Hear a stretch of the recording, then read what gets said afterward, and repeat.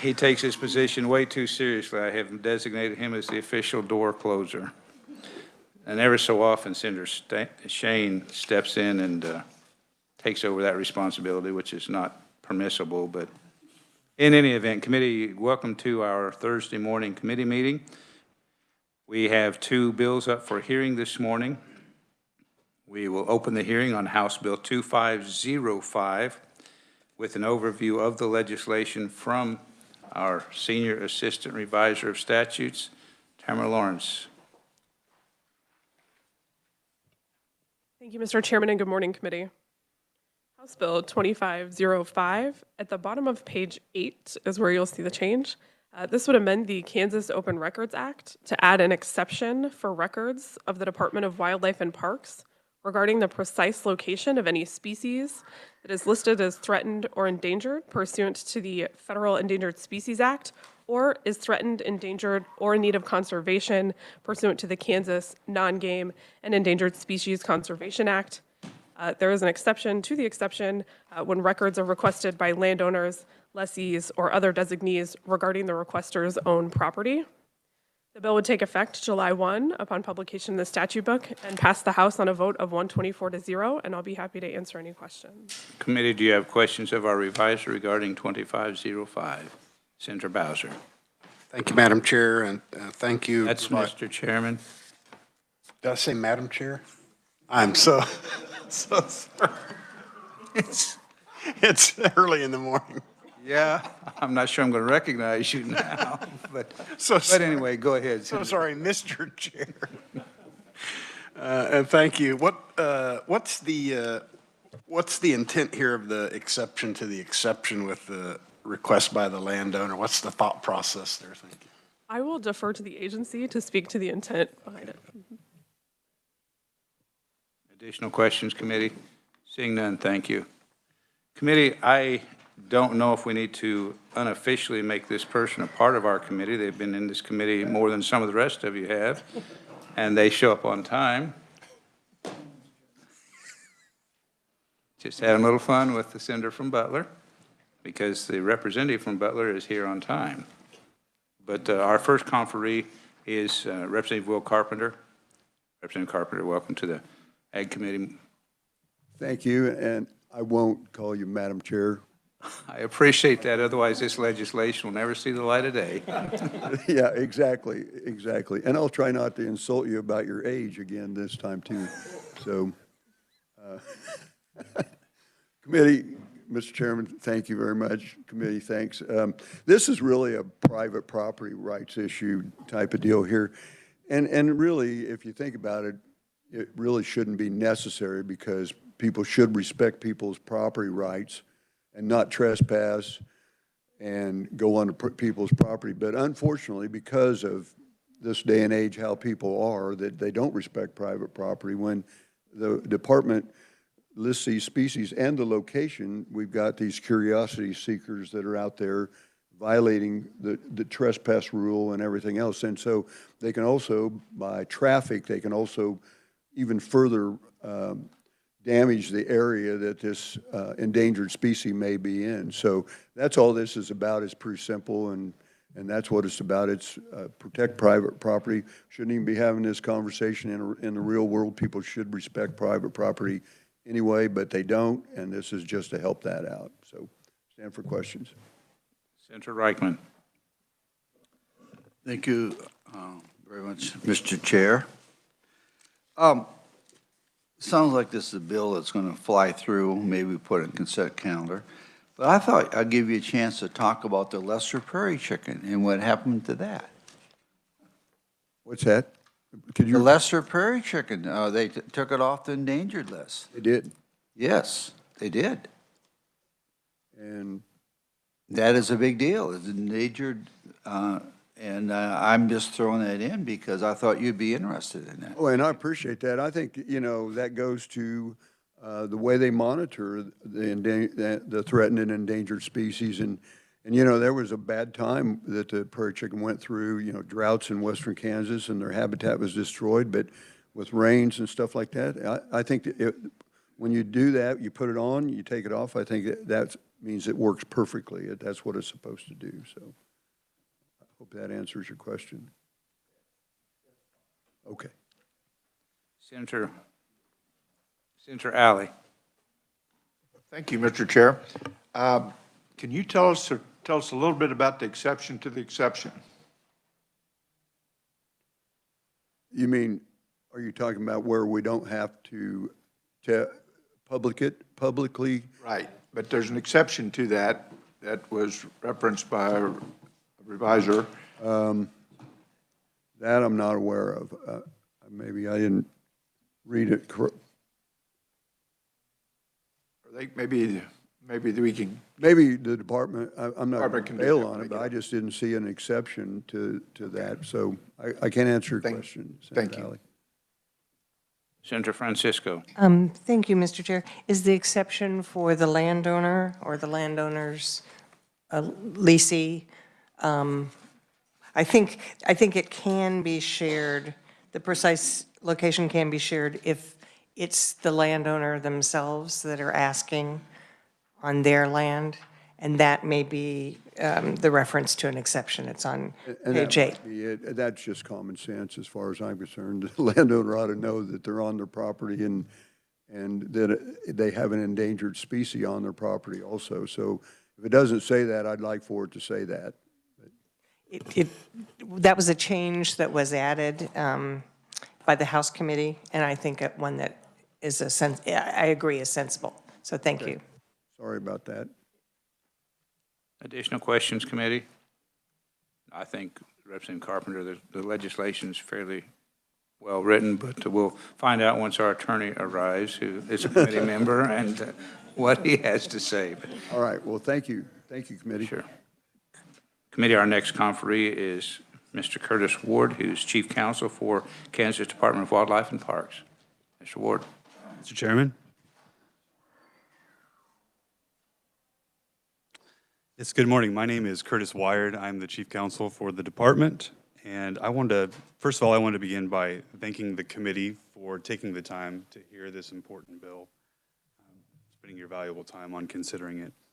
And as Representative Carpenter mentioned before, as alluded to many times before this committee, all the bills that are before you, we vetted before the Wildlife and Parks Commission, which is a bipartisan commission, and in their January commission meeting in Council Grove, we had them review the legislation and vote to have it introduced here in the legislature. So just for your own peace of mind, it's been vetted by the Wildlife and Parks Commission.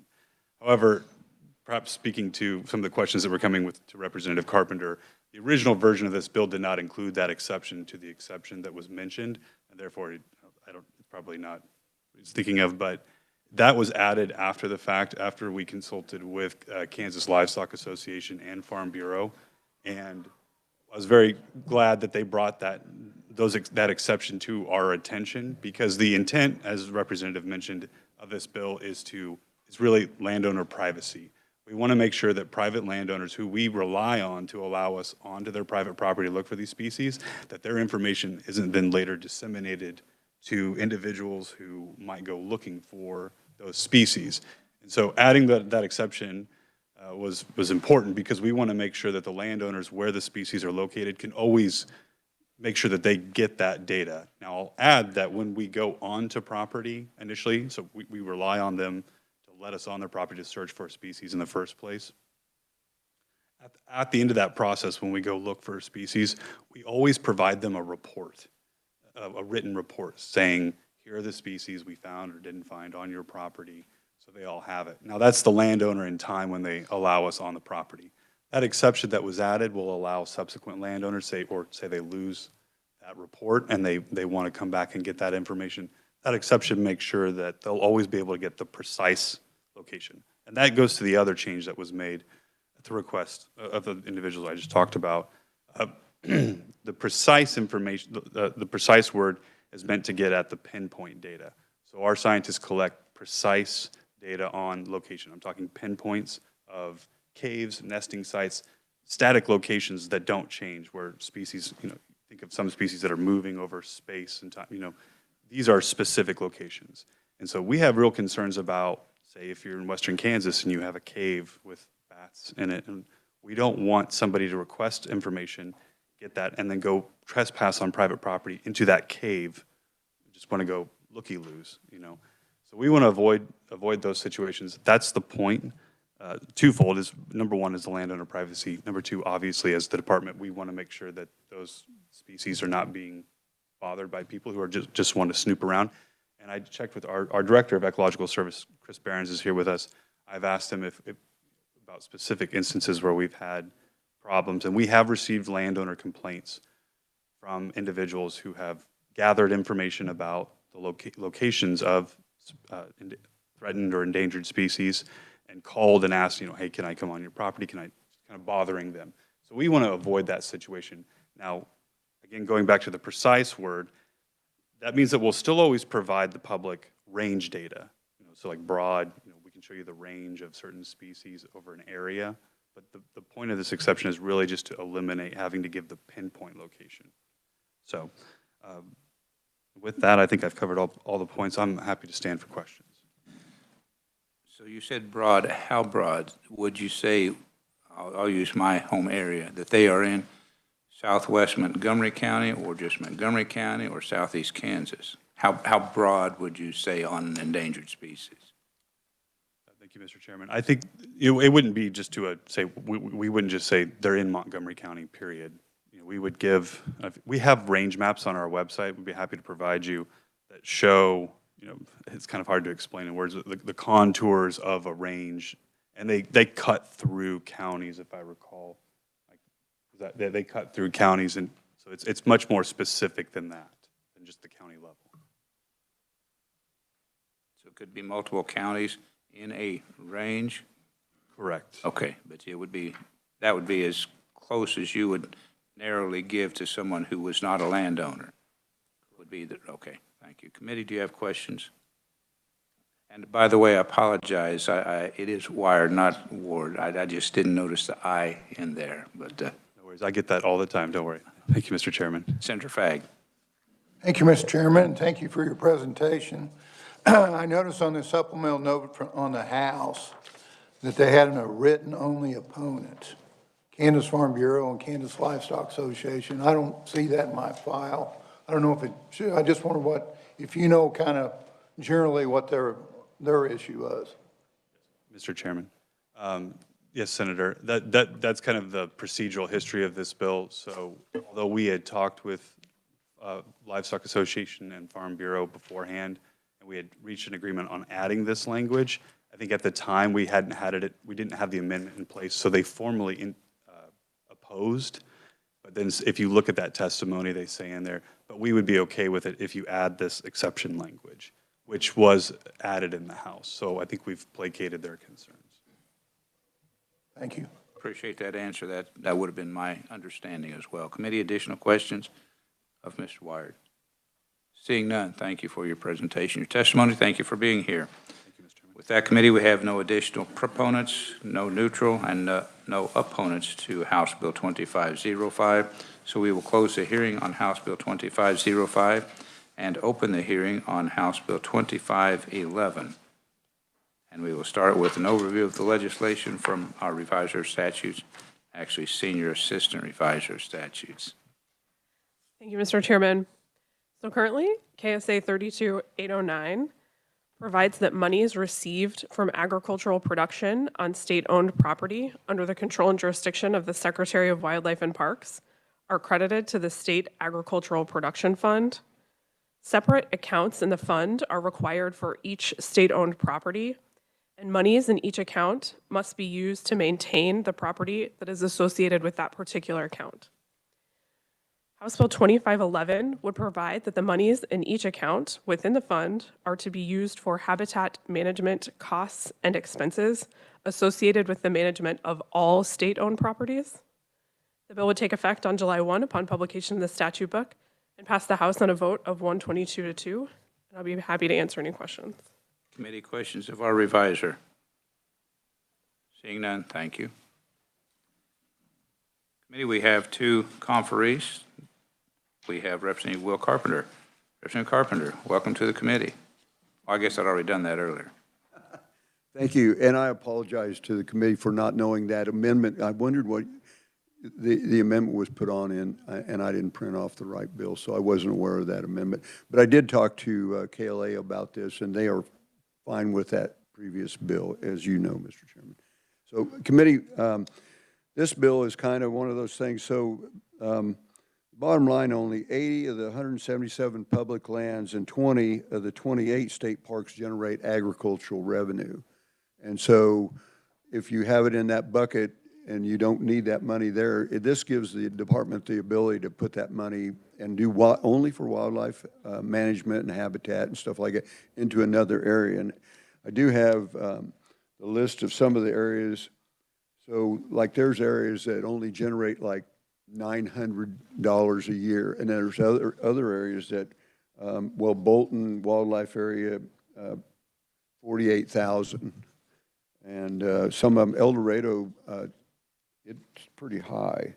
But the total is about $1.5 million of generated ag money for these deals. And the department would like to have the ability to move that around more as needed.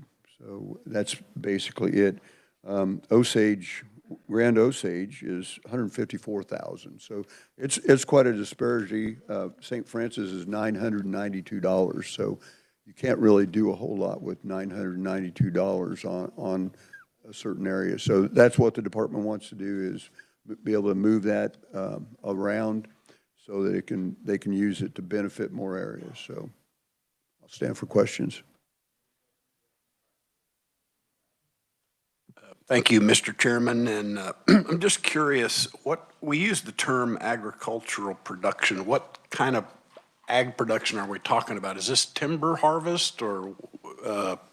No, well, at least I'm very familiar with El Dorado Lake, and there are patches of farmland in there, corn and stuff. And then the contractor that gets the farmland, he has to leave like a strip around the outside edge for wildlife. And this year it was corn, and they left, I don't know how many rows. It's a deal of the contract, how much they'll leave around the outside for feed on wildlife, but it's actually harvested crops and hay too.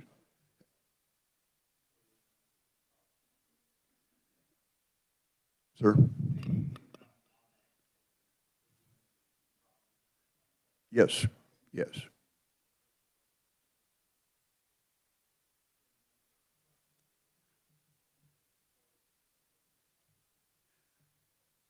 I wouldn't say that. I have another bill. But I'm not sure where it's going to go or anything, but may I have a moment? So this bill, I introduced it, and in appropriations, it's blessed, but I think it's about, we're really fond of giving away wildlife and parks fees for hunting licenses and stuff like that. We give military free licenses and this kind of stuff. And it's not a bill that's retroactive, but going forward, because they're a fee-funded agency and we give away licenses or money for them, I think it's only fair that we backfill that with state general fund, especially when they're only fee-funded and we're very free with somebody else's money. Just saying that bill is potentially coming up. Thank you for the opportunity to preface that. Yeah, thank you. Thank you again, committee.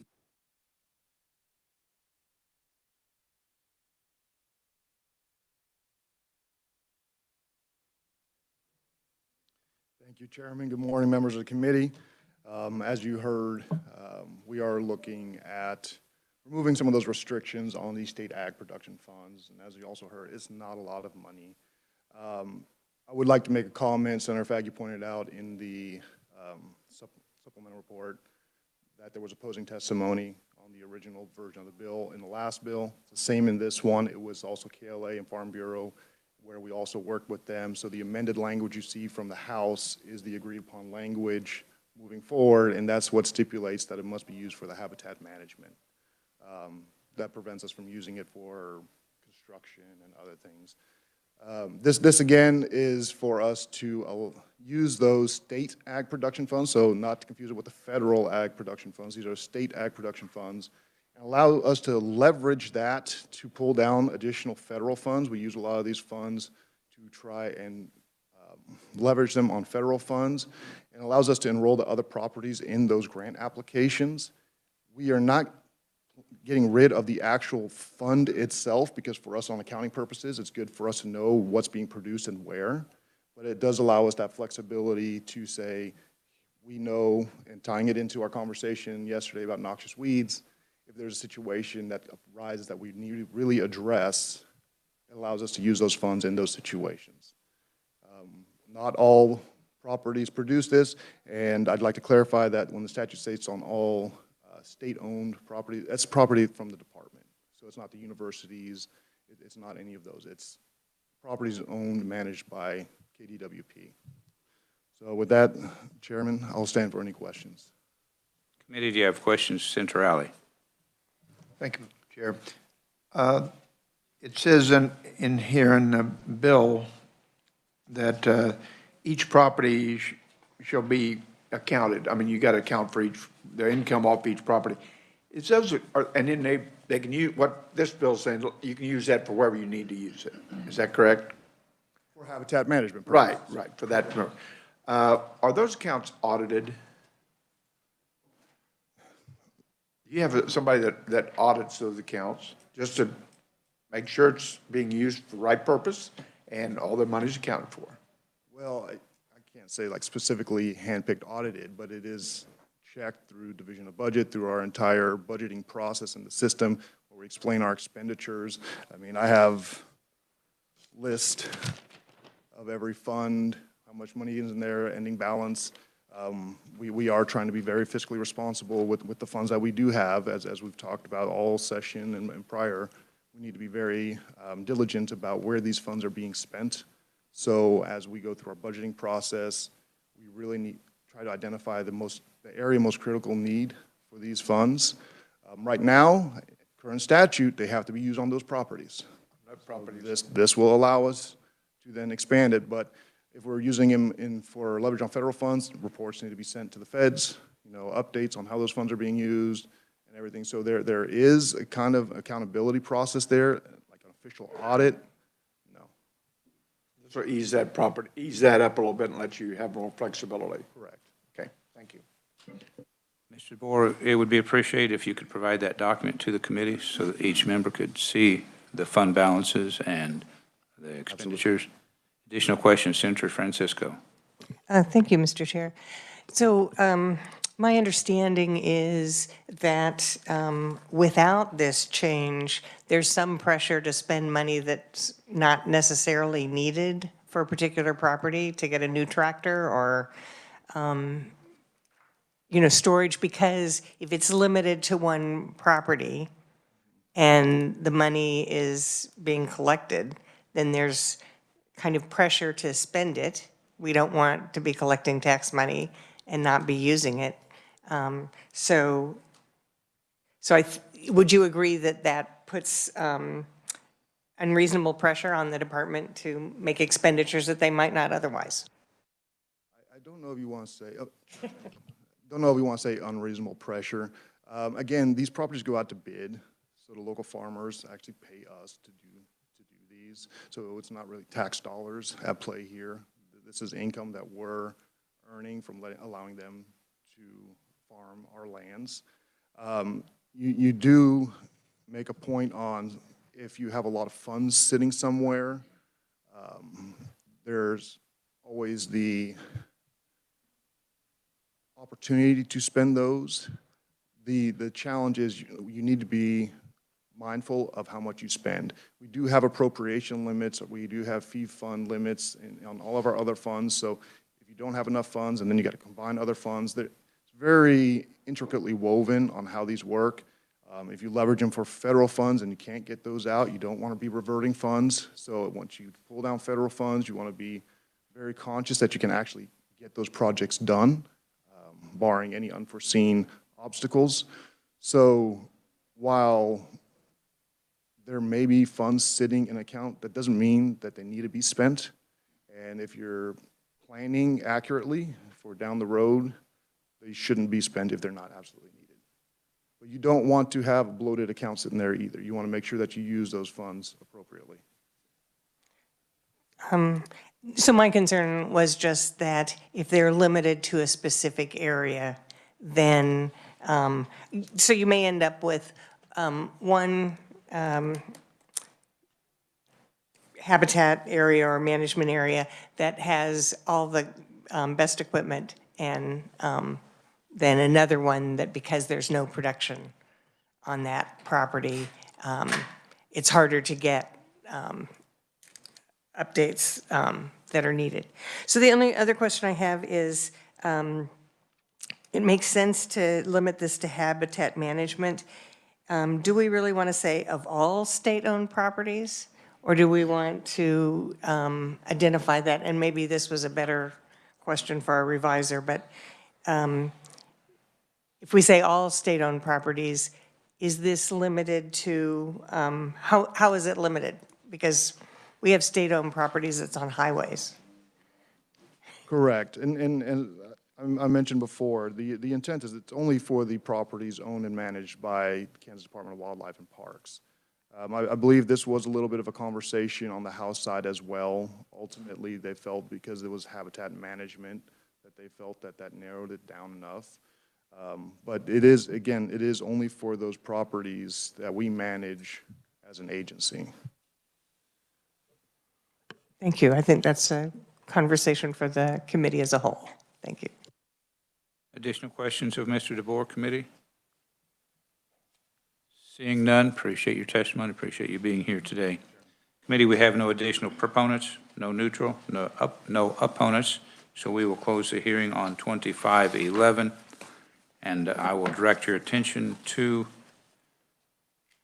a bill we heard yesterday, I believe it was, at least recent, not yesterday, because yesterday was noxious weeds, so it would have been on Tuesday, 2568. We do know that at a minimum, we have a technical amendment, which means Senator Shane's motion of yesterday on the other bill would not be in order, meaning consent calendar. So what is your wishes, committee, with 2568? Senator Titus? We haven't done anything, just started working. Okay, I have an amendment. All right.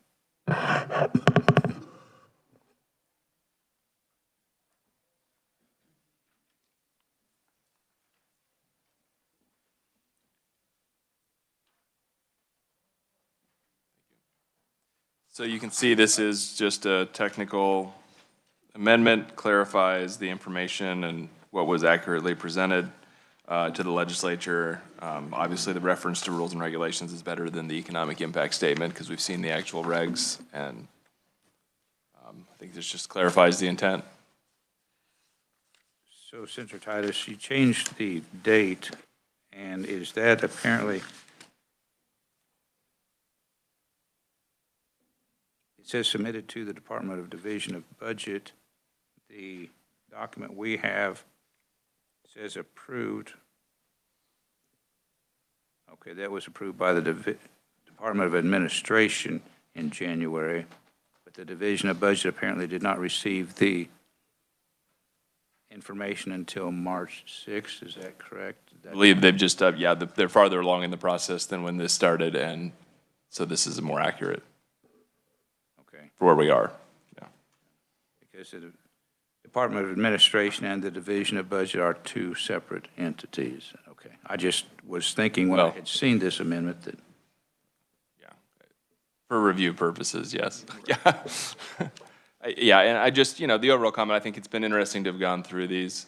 It's probably worth, when the chairs meet and visit with Jay Carr, I think it'd be good to have a holistic conversation about how we want these to look and be formatted and what we want referenced. I think this has been a learning experience for all of us on how these are supposed to look, so just a comment.